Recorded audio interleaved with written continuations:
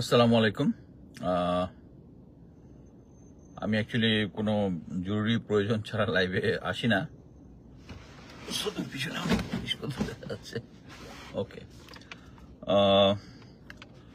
প্রথম কয়েকটা পয়েন্ট নিয়ে কথা বলবো। প্রথম পয়েন্টটা হচ্ছে, আপনারা যারা শুনেছেন যে গুম কমিশন তাদের একটা প্রতিবেদন রিসেন্টলি করেছে, এবং সেখানে তারা নিশ্চিত করে বলেছে যে ভারতীয় গোয়েন্দা সংস্থা গুমের সাথে জড়িত ছিল। এটা একটা তথ্য। নেক্সট আবার হচ্ছে, আপনারা একটা জিনিস দেখেছেন যে গত বুধবার major general Alam Fazlur Rahman sir একটা আপডেট দিয়েছেন। তিনি বলেছেন যে এখনো প্রায় অনেকের সাক্ষী নেওয়া হলো, আরো 50 জনের মতো সাক্ষী নেওয়া বাকি আছে। বাট উনি যে এই পর্যন্ত যেটা ফাইন্ডিং পেয়েছেন, সেটার মধ্যে ইম্পর্টেন্ট জিনিস হচ্ছে, উনি বলেছেন, আমি থেকে কোট করি, রাজনৈতিকভাবে সমস্যা সমাধানের নামে কালক্ষেপণ করে সশস্ত্র বাহিনী এবং আইন শৃঙ্খলা বাহিনীকে দেরি করানো হয়েছে। তারা যেন নিষ্ক্রিয় করে রাখা হয়েছে। গোয়েন্দা সংস্থাগুলো চরম ব্যর্থতা পরিচয় দিচ্ছে। বিদেশি সংশ্লিষ্ট সম্পর্কে ভুক্তভোগী এবং প্রত্যক্ষদর্শী কাছে বেশ কিছু তথ্য এবং প্রমাণ পাওয়া গেছে। এখানে আমরা লাইনটা খেয়াল করি। এখানে হচ্ছে বিদেশি সংশ্লিষ্টতার সাথে কিছু ভুক্তভোগী। আপনি বলতে পারেন, অনেকে কমেন্ট করেছে যে তাসনুমা মাহা ভাবি, যার হাজবেন্ড মারা গেছে পিলখানায়, উনি বলেছে যে ভারতীয় কথাবার্তা শুনেছে। উনাকে এমন ভাবে কথাবার্তা শুরু করেছে যে উনি ইচ্ছা করে মিথ্যা বানিয়ে বানিয়ে বলতেছে। উনি হচ্ছে ভুক্তভোগী। সো এখানে বলা হচ্ছে ভুক্তভোগী এবং প্রত্যক্ষদর্শী, মানে প্রত্যক্ষদর্শী তারা তথ্য দিয়েছে এবং প্রমাণ দিয়েছে। সো এখন আসি, এই গত ফেব্রুয়ারিতে জেনারেল ওয়াকার যে বলেছিলেন যে এই বিডিআর পিলখানা হত্যাকাণ্ড শুধু বিডিআরের সৈনিকরাই ঘটেছে, ফুল স্টপ। আপনার এখন ফুল স্টপ কোথায়? জেনারেল ওয়াকার স্যার, আপনার ফুল স্টপ এখন কোথায়? এবং সাথে ওই যে পিনাকিদার ভিডিওর একটা কথা বলি, একটা বলে ক্যা হুয়া, সব বলে হুক্কা হুয়া, আর একটা সবাই বলে ক্যা হুয়া। সো তখন তো এই অনেক লোকজন কেয়া হুয়া করতেছিলেন। এর মধ্যে একজন হচ্ছে মেজর নূর। আমি মেজর নূরের ইয়েটা নিয়ে পরবর্তীতে শেষ পয়েন্ট হিসেবে আসবো। সো এখন আসি হচ্ছে, আচ্ছা, এরপর আসি হচ্ছে, আপনারা আমার ফেসবুক ওয়ালে আছে যে মেজর এমআইএসটিতে 4 জন ভারতীয় অফিসার, একজন হচ্ছে colonel Arindam, group captain Siddharth, group captain Golani, আর এটা হচ্ছে গ্রুপ ক্যাপ্টেন কার্তিয়ান, এবং তারা গত 1 বছর ধরে আমরা এত কিছু বলার পরেও তারা এখনো চাকরি করে যাচ্ছে। এখন আপনারা চিন্তা করে দেখেন যে এখন ভারত, বাংলাদেশ, পৃথিবীর রাজনীতির দিকে যদি তাকান, আমেরিকা, কানাডা, রাশিয়া, ইউকে, আমাদের ভারতের যতগুলো প্রতিবেশী, সবাই ভারতের উপর বিলা। সবাই ভারতকে কেউ বিশ্বাস করতেছে না। এই যে যুদ্ধ যেটা হলো ইরানের সাথে ইসরায়েলের, এখানে প্রায় 74 জন বা বিভিন্ন সময় বিভিন্ন এর বেশি হচ্ছে ভারতীয় নাগরিক ধরা পড়েছে, যারা চাবাহার যে বন্দর আছে এবং এছাড়া বিভিন্ন জায়গায় তারা ইসরায়েলের পক্ষে গোয়েন্দাগিরি করতেছিল। এবং ওরা বিভিন্ন জায়গায় ইসরায়েলদের সাথে ওদের যে কানেকশন আছে, সেই কানেকশনটা থেকে যেটা করে, তারা বিভিন্ন জায়গায় ইঞ্জিনিয়ার, আইটি, যে সমস্ত বিভিন্ন সেক্টরে লোকজন বসে থাকে এবং তারা ডাটা কালেকশন। আপনারা সবাই জানেন যে আমাদের যে ভোটার আইডির যে ডাটা আছে, সব কিন্তু সার্ভার ওদের অ্যাক্সেস আছে। আমাদের এখানে যে এনটিএমসি যে অডিও কল রেকর্ড করতো, এটার অ্যাক্সেস ভারতের আছে। এখনো আছে কিনা জানি না, কিন্তু এখনো যে এই এমআইএসটির 4 জন অফিসার আছে, এটা নিশ্চিত। কিভাবে এখন আমরা ভারতকে বিশ্বাস করব, যেখানে প্রফেসর ইউনুস নিজে বলেছেন যে ভারতের গোয়েন্দা সংস্থাগুলো গুমের সাথে জড়িত? তারপরে জেনারেল ওয়াকার কিভাবে এমআইএসটিতে 4 জন অফিসারকে এখনো রেখে দিয়েছেন? এবং তাদেরকে কে সংযুক্ত করেছিলেন সেনাপ্রধান থাকা অবস্থায়? জেনারেল ইকবাল করিম ভুইয়া, উনি শুরু করেছিলেন। আচ্ছা, নেক্সট আসি। আপনারা একটা সার্জিস আলমের একটা পোস্ট দেখছেন, জীবন কুণ্ড। সে ছিল হচ্ছে আওয়ামী লেসপেন্সার, বিভিন্ন আওয়ামী বড় বড় বিগ শটের সাথে তার কানেকশন, আত্মীয়তা বলতো, এবং সে ছিল একটা বেসিক্যালি সাব রেজিস্ট্রার। এই লোকটাকে দেখা গেছে যে রংপুরে একটা ব্রিগেড কমান্ডার, একজন ব্রিগেড জেনারেল পাশে একটা প্রেসিডেন্ট বসে আছে। এটার মানেটা কি? এর মানেটা হচ্ছে ওইটাই যে আওয়ামী লীগ সবকিছুতে একটা নর্মালাইজেশন করার একটা ব্যবস্থা করতেছে সবকিছুতে, যাতে আওয়ামী লীগকে আর আপনার দেখলে চোখ না ঘুরায় যে এরা এত লক্ষ লক্ষ লোক, এত হাজার হাজার লোক, গত ইয়াতে 1,500 লোক মারছে, 30,000-এর চোখ ইয়া করছে, চোখ নষ্ট হয়েছে এদের কারণে। এটা যেন আপনার মনে না হয়, কারণ একজন ব্রিগেডিয়ার পাশে বসে আছে এবং সে ধরবে, এবং সে হচ্ছে 6 বছরের শিশু মুক্তিযোদ্ধা, 6 বছরের শিশু মুক্তিযোদ্ধা। এবং এই যে আমি মনে করি না যে ওই ব্রিগেডিয়ার জেনারেল সাহেব যিনি ছিলেন উনি আওয়ামী লীগ স্পেন্সার, আমি জানি উনি জানেন না যে এটা বসলে তার এটা কেউ নোটিস করবে, কিন্তু তারা চাচ্ছেই সেনা প্রধানের মোটো যেটা, সেটা হচ্ছে আওয়ামী লীগকে আস্তে আস্তে নর্মালাইজেশন করা, আওয়ামী লীগকে নর্মালাইজেশন করা। এই যে 4টা MI6 অফিসার, ভারতের অফিসার কেন করতেছে না? কারণ এরা তো রয়্যাল এজেন্ট, জেনারেল ওয়াকার নিজেই রয়্যাল এজেন্ট। ওকে, নেক্সট আছে হচ্ছে আমি নাগরিক টিভির কোনো কিছু বলতেই বিরক্ত বোধ করি, বাট নাজমুস সাকিব একটা ভালো রিপোর্ট করেছে, সেটা হচ্ছে মেজর নাসিম অবসরপ্রাপ্ত যে ছিল হচ্ছে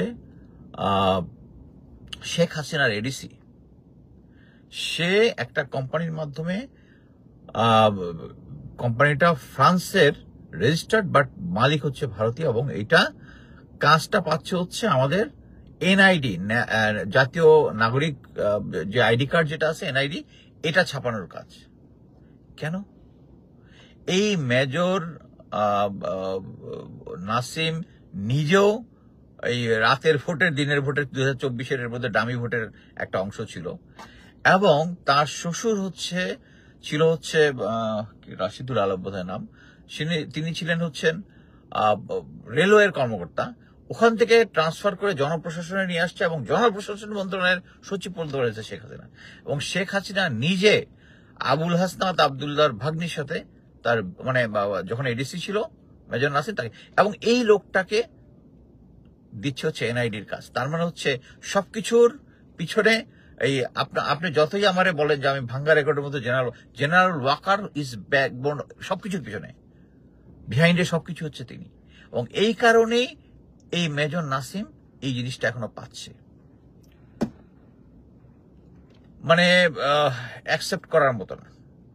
আমি একটা জিনিস বুঝতে পারতেছি না যে যারা 4 আগস্ট বা 5 আগস্ট যারা, আমি সেই মনে করতেছি কুমিল্লাতে যে অফিসারগুলা জাহাঙ্গীর ছিল বর্তমানে ডিজি ডিজিএফআই, তার আদেশের বাইরে তারা এপিসি নিয়ে রাস্তায় জনতার সাথে মিলে গেছিল, তারা তো এখন বিপদে আছে, তারা এখন বিপদে আছে।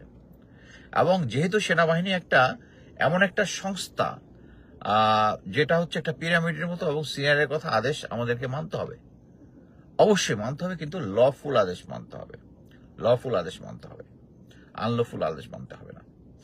এই যে এখন আসি হচ্ছে মেজর নূরের কেসটাতে। মেজর নূর নিয়ে প্রথমে ইলিয়াস হোসেন একটা পোস্ট দিছে, আমি একটা অংশের সাথে ডিনাই করছি। অ্যাকচুয়ালি সে একটা অংশে সে বলেছে যে তার সাথে নারী ঘটিত তার সমস্যা আছে। আমি বলছি না, তার সম্বন্ধে নারী ঘটিত সমস্যা অ্যাটলিস্ট আমি চাকরি জীবনে পাই নাই, এবং এখনো খোঁজ নিয়ে আমি তার কাছে পাই নাই। কিন্তু তার যে মেইন দোষ সেটা হচ্ছে সে সেনাবাহিনীতে প্রমোশন পায় না। লট অফ অফিসার্স, আমি তার কোয়ালিটি নিয়ে কোনো কথা বলবো না। ইভেন সে ইউএন মিশনে যখন ছিল সে তার সাহসিকতার প্রমাণ রেখেছে, সে বা একজন সোশ্যাল অফিসার, ভালো অফিসার। বাট যেটা হচ্ছে যেহেতু তার 2বার এক্সটেনশনটা, অনেকে এটা আমি যখন বললাম যে তার কোর্সমেট ডিজিএফআই ডিজির রিকমেন্ডেশনে 2 বছর হচ্ছে, 2 বছর, প্রথম 2 বছরের যে রিকমেন্ডেশন যেটা এক্সটেনশন যেটা তার চাকরিতে হয়েছে, এটা নর্মাল কিছু। থার্ড টাইম যেটা হয়েছে, এবং সে দেখবেন পিনাকি ইলিয়াস, তারপরে কি বলে পিনাকি ইলিয়াস, আর একজন হচ্ছে আমাদের কনক সারোয়ার, এদের নামে লাগাতার ইভেন একটা ভিডিওতে সে আমার নামও ইউজ করছে। সেটা কথা না, আমি কোনো পার্সোনাল ইয়াতে যাইতে যাচ্ছি না, কিন্তু সেটা হচ্ছে সে যেটা করতেছে সেটা হচ্ছে ডিজিএফআই তাকে যেটা শিখাই দিচ্ছে, এবং তার পোস্টিংটা, সে এত বছর চাকরি করছে, এত বছর চাকরি করার পরে ক্লোজ টু 33 ইয়ার্স হয়ে যাওয়ার কথা, 26 নং কোর্স অফিসার, তার তো ডিজিএফআই তে চাকরির আগে রেকর্ড নাই, গোয়েন্দা সংস্থার চাকরি করে। এখন তাকে নিয়ে আসছে শুধু যেহেতু সে সোশ্যাল মিডিয়াতে একটু ভালো কথাবার্তা বলে, ফ্রেন্ডশিপ মেনটেন করে, এবং তাকে ইউজ করার জন্য। এবং সে যে মানে এইটাই হচ্ছে সমস্যা, যে অ্যাকচুয়ালি মেজর নূরের কোনো অ্যানালিটিক্যাল ক্যাপাবিলিটি নাই, যে একটা জিনিস রাইট না রং বোঝার জন্য যেই হবে, তাকে ডেকে নিয়ে গিয়ে তাকে ডিজিএফআই তে গিয়ে বসিয়ে এগুলা করতে দিল, সে করে ফেলল। বাট আমি এখানে একটা জিনিস খুব স্ট্রংলি, কঠোরভাবে প্রতিবাদ জানাই, যে ইলিয়াস হোসেন আজকে সকালে না গতকালকে যে একটা ছবি পোস্ট, তার পরিবারের ছবি পোস্ট করে তার আরো কিছু গল্প টল্প বানাইছে, কোথায় কে কাকে জুতা পেটে করছে। I believe that's all bullshit. যদি সত্য হয়ে থাকে, আমি ধরে নিলাম, ওকে, আমি যদি এখন ধরে নিই যে নূরের এগেনস্টে যে সমস্ত নারীগণিতে বলছে সত্য, still you can't post his picture. নূরের ছবি, তার ফ্যামিলি সহ ছবি এভাবে পোস্ট দেওয়া, মানে আমি যতদূর জানি ভাবি is a very respectable lady, তার বাচ্চাগুলা মাশাআল্লাহ খুব ভালো, এবং নূর অ্যাটলিস্ট ছেলে মেয়েগুলাকে, মেয়ে দুটাকে ভালোভাবে মানুষ করছে।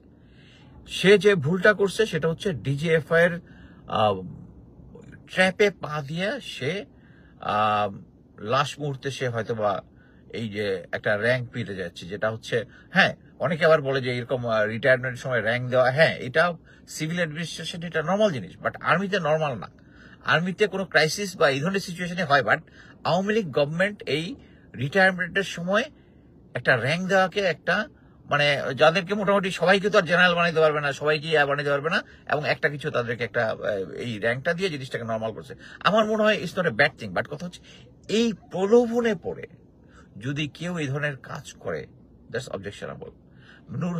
নূর এখন ওই জিনিসটা বুঝতেছে না, যে সে যে জেনারেল ওয়াকারকে সাপোর্ট দিতেছে, সেই জেনারেল ওয়াকার সে তো চাকরিতে ছিল, সে তো ভালো মতোই জানে যে এর আগ পর্যন্ত উনি যে সমস্ত অর্ডার দিছে, বলে দিচ্ছে যে, মানে উনার যে 2 না 3 তারিখের যে লাইভটাতেও ছিল, প্রথম 12 মিনিটে সে সন্ত্রাসী বলেছে, যে রাস্তার মধ্যে কোনো ছাত্রজন নাই, সব যে সন্ত্রাসী, তাদেরকে গুলি করে, এবং এটার একটা অডিও আছে, অডিওটা আমি পাই নাই, বাট আমাকে শুনাইছে একজন। বাট এই জিনিসগুলো, এবং যারা গুম খুনের সাথে জড়িত, মেজর নূর এটা বুঝতেছে না যে গুম খুনের সাথে যারা জড়িত তারা স্টিল এক্সিস্টিং আর্মি, এবং এটা হচ্ছে আমাদের কি বলে কমরেডশিপ। গত 18 বছরে নূর, তোমার কমরেডশিপ কোথায় ছিল? Just common sense. এই জিনিসটা আমাদেরকে মনে রাখতে হবে, যে জেনারেল ওয়াকার ওখানে আছে। আমাকে আবার আরেকজন দুজন ইনফরমেশন দিছে, স্যার ডিজিএফআই তো অনেক চেঞ্জ হয়েছে, ইয়ারটিএস হয়েছে, ডিজি চেঞ্জ হয়েছে না, তাইলে ডিজি তো চেঞ্জ হয় নাই, ডিজি চেঞ্জ হয়, এনএসআই ডিজি চেঞ্জ হয় নাই, 9 ডিবেট জিওসি চেঞ্জ হয় নাই, ডিজিবিজিবি চেঞ্জ হয় নাই, তাহলে কি চেঞ্জ হয়েছে? এটাই তো সমস্যা, যে সেনাবাহিনীর আমরা সিনিয়র আদেশ দিলে আমরা মানতে বাধ্য, এবং দেয়ার আর সিস্টেম। সরাসরি গুম খুন তো তাদেরকে কেউ করতে বলতেছে না, জেনারেল ওয়াকার তো কাউকে এখন আর গুম খুন করতে বলতেছে না, গুলি করতে বলতেছে না, যে জিনিসটা করতেছে। বাট একটা জিনিস আমি বলে রাখি, জেনারেল ওয়াকারের সেনাবাহিনীর কোনো সাপোর্ট নেই। এই সরকার যত তাড়াতাড়ি এই জেনারেল ওয়াকারকে সরাবে, তত তাড়াতাড়ি আমাদের দেশের সিচুয়েশন স্টেবল হবে, ফুল স্টপ। আপনার সিরিয়ালি দেখতেছেন যে প্রথম থেকেই সে আওয়ামী লীগকে আনার চেষ্টা করতেছে। সে বলতেছে বিডিআর পিলখানার ঘটনা শুধু ইয়ারাই করেছে, কি বলে বিডিআর এর সদস্যরা করেছে, full stop. General Fazlur Rahman, Alam ফজলুরের কথা তো আমরা কি শুনলাম? গুম খুনের কাহিনীতে গুম কমিশনের রিপোর্ট আমরা কি দেখলাম? ভারতীয় গোয়েন্দা সংস্থা এটার সাথে জড়িত। আর আপনি এখনো 4 জন ভারতীয় সেনা অফিসারকে রেখে দিচ্ছেন আপনার ক্যান্টনমেন্ট MIST-তে। তারপরে যাক, আমি কাজের একটা ব্রেকে ছিলাম, আমি এখনই শেষ করবো। লাস্টে শুধু একটাই আমি বলতে চাই, ইলিয়াস হোসেনকে অনুরোধ করব যে নূরের যদি নারী ঘটিত কোনো সমস্যাও থাকে, you just can't post his families picture. আমি এই জিনিসটা ফেস করছি, কারণ আমি শেখ হাসিনার সময় যখন ছিলাম আমার পরিবারের মধ্যে হয়েছে, বাট আমি আমার পরিবারকে আগের থেকে কি বলে প্রিপেয়ার্ড রাখছিলাম যে এই ধরনের সিচুয়েশন হইতে পারে, we must be strong. I was strong and that situation passed away. Major নূরের এখন যে সিচুয়েশনটা হয়েছে, এটা সে ডিজার্ভ করে না, তাকে নিয়ে একটা মিথ্যা অপবাদ দিয়ে তাকে ইয়া করাটা, এটা খুবই অনৈতিক। আমি মনে করি যে মেজর নূর যে কাজটা করছে, যে জিনিসটা করছে, he should feel sorry for himself, যে সে এই অ্যাব্রাপ্টলি তার কোর্সমেট ডিজিএফআই জাহাঙ্গীর যা বলতেছে তা হুবহুইয়া করতেছে।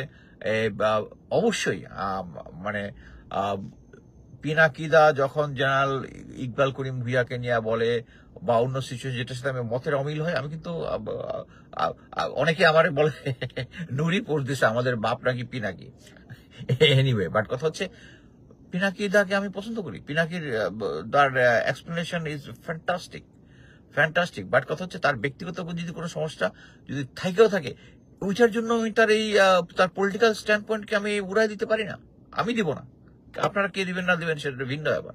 এবং আমাকে বিভিন্ন সময় বিভিন্ন জায়গায় আপনি এরকম লেফটেন্যান্ট কর্নেল আর্মির, আপনি কেন পিনাকির ইয়া করবেন? আর আমি করবো, কারণ Pinaki is a good person. সে তার যে দেশের জন্য অবদান, এটা আমি ইয়া করি।